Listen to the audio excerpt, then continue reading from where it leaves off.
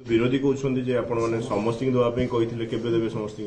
Car आगामी दिन रे ता उपरे भी पुनर्विचार करेंगे। कैबिनेट बैठक रे जो माने 80 वर्ष रु ऊर्ध्व बुढ़ा बुढ़ी जो माने भत्ता पाउथिले एवं जो माने 80% रु अधिका जो माने भिन्नक्षम अछंती सेमानंकु सरकार 3500 टंका भत्ता देबा पई निष्पत्ति करथिले एवं गतकाली जो कैबिनेट बैठक रे अनुमोदन हेछि आ ए मासरु सेमानंकु भत्ता दिया हबो जो माने असहाय थिले सेमानंकु परिवार रे अनादर भी होथिला तो निश्चय सरकार रो ये निष्पत्ति रे निश्चय से माने लाभवान हेबे उपकृत हेबे सेथि पाए भी आमे निश्चय आमर प्रिय मुख्यमंत्री मोहन चरण माझी को धन्यवाद। विभिन्न जगह रे साथी माने लड़ाई जारी रखिछन्ति कोन पाए जारी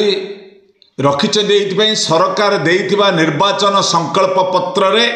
समस्तंकु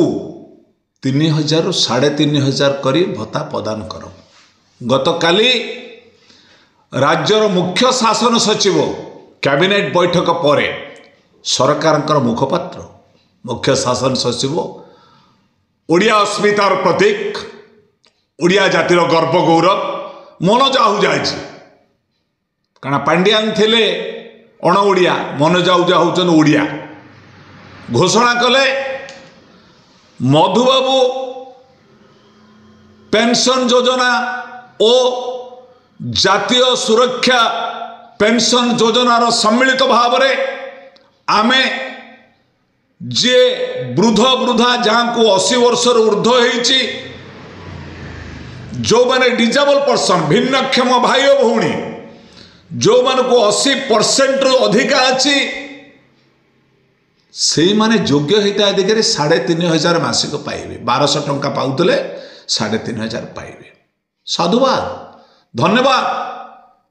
आमे 6 मास संघर्ष पर राज्य सरकार घोषणा करछन आमे धन्यवाद दो स्वागत करछु किंतु कहि दवा को चाहे 54 लाख हिताधिकारी मानक मध्यरु केते लक्ष लोक अछंती 80% एवं 80 वर्ष ऊर्ध्व ताऊ सरकार टिके दया करे घोषणा करिवे कि मन जाऊ जाची कहबे कि यह केबे ठारू कार्यकारी करिवे। गतकाली जनवरी 3 तारिख रे घोषणा कले जनवरी मासर जदि कार्यकारी करिवे 6 मासर बकेया पाउना रखिचंती कि 6 मासर एमानको बकेया पाउना दिया जाऊ आमको 21,000 टंका प्रत्येक को आगे एरियर दिया जाऊ तापर 3500 टंका मास को दबा पाई करा जिवो मोर दाबी सरकार का निकट रे। ऑनलाइन लेबे सुंदर सुंदर फुटवेयर मिलु अछि नामी नामी कंपनी रो शूज मिलु अछि देरी न करी ऑर्डर करंतो एवं सस्ता दाम रे भलो जूता किनिबा को ट्राई करंतो जहाँ फ्लिपकार्ट भली नामी दामी कंपनी रे एबे उपलब्ध होइछि एवं गोटे किनिले ता सहित आउ गोटे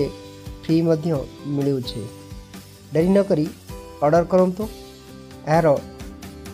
फायदा उठांतो। एही भली वीडियो देखिबा को हेले हम चैनल को लाइक करंतो शेयर करंतो सब्सक्राइब करबा को जमा भी भूलंतु नहीं। Thank you.